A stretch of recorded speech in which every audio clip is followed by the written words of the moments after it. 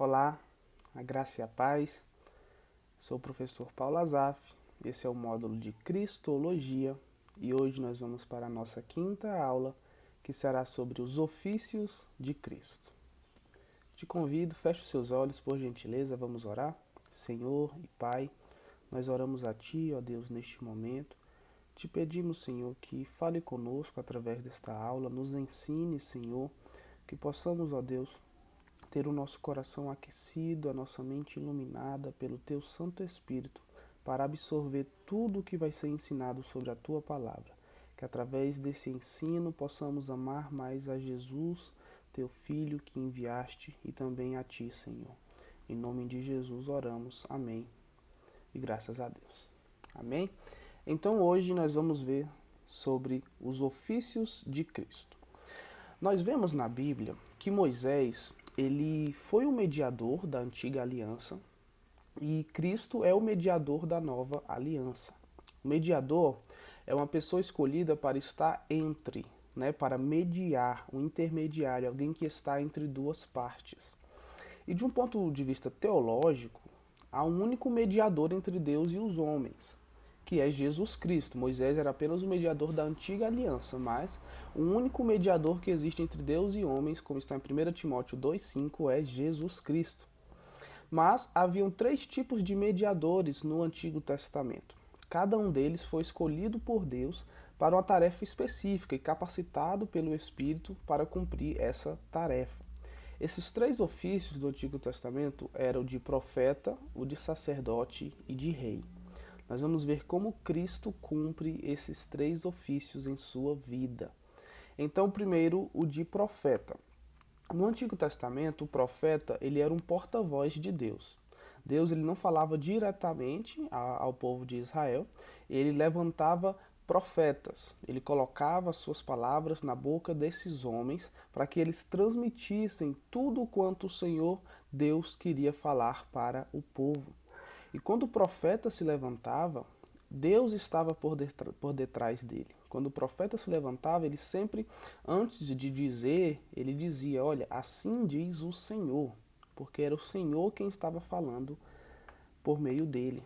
E no Novo Testamento nós vemos que Cristo é o profeta por excelência. Cristo é quem fala em nome de Deus.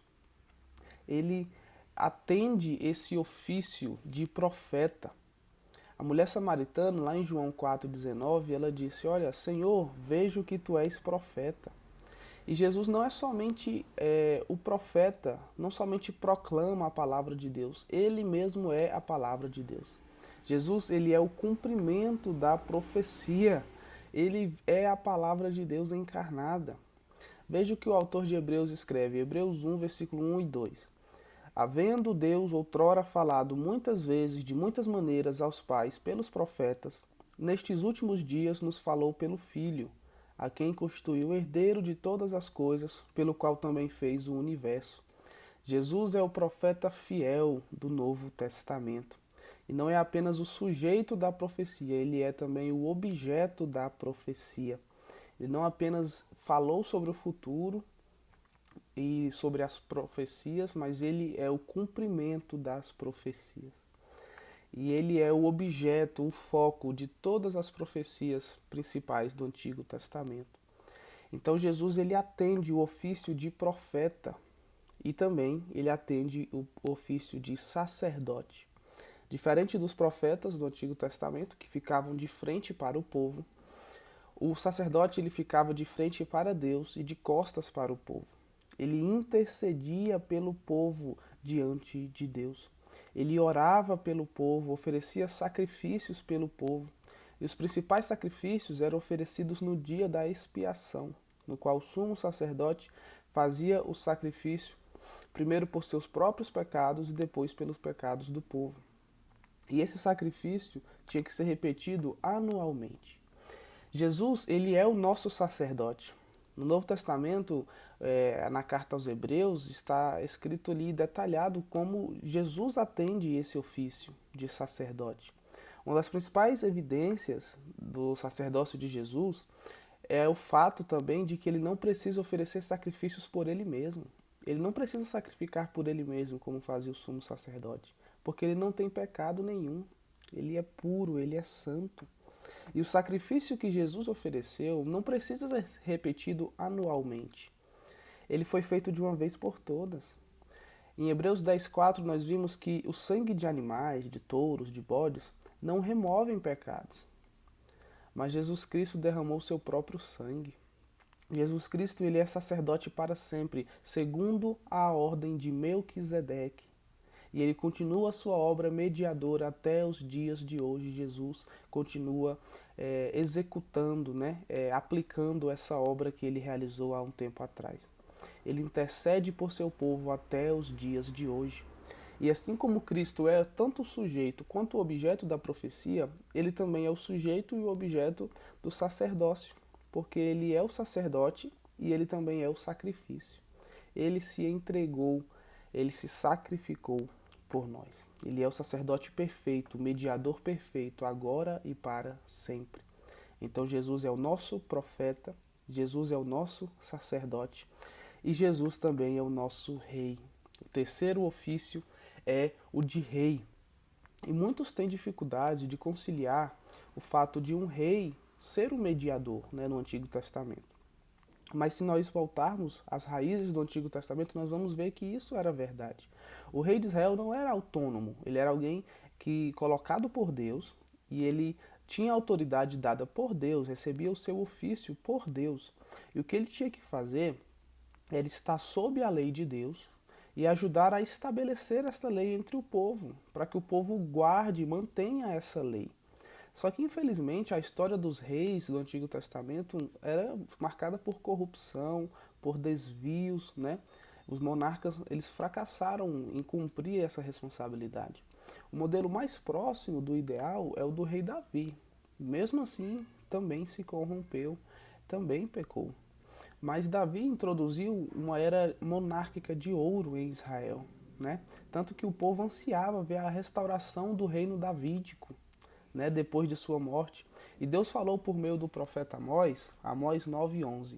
Naquele dia levantarei tabernáculo caído de Davi, repararei as suas brechas e levantando das suas ruínas, restaurá-lo-ei como foram nos dias da antiguidade. Ou seja, na expectativa messiânica do povo, estava alguém que viesse reinar como Davi. No Salmo 110, Deus prometeu que o seu filho seria esse rei, que ele reinaria para sempre e sempre. Portanto, quando Cristo nasceu, ele era o recém-nascido rei. Ele já nasceu como um rei. E de fato, ele foi crucificado por causa dessas afirmações que ele fazia. Ele dizia ser rei. E a Pilatos ele disse: olha, o meu reino não é deste mundo. João 18:36. Se o meu reino fosse deste mundo, os meus ministros se empenhariam por mim, para que não fosse eu entregue aos judeus. Mas agora o meu reino não é daqui. Deus elevou Cristo à sua coroação. Deus deu a Cristo, instalou à sua direita como governante de todo o universo. Ele está reinando e o seu reino é eterno, dura para sempre. A única diferença entre o reino hoje e o reino amanhã é a sua visibilidade. Jesus, ele é rei agora. Nós não podemos vê-lo, mas Jesus, ele é rei agora. E ele futuramente, visivelmente, também será rei. E todos verão o seu reinado. Por enquanto é invisível, mas ele já está à direita de Deus, numa posição de autoridade.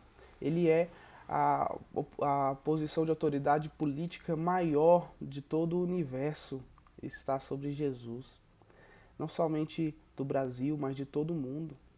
O nosso Messias, ele é profeta, ele é sacerdote e ele é rei. Ele reina, ele é Senhor sobre todas as coisas. Esse é o nosso Jesus. Amém? Essa foi a aula de hoje. Eu te convido para acompanhar conosco a próxima aula. Que Deus te abençoe. Fique na paz, em nome de Jesus.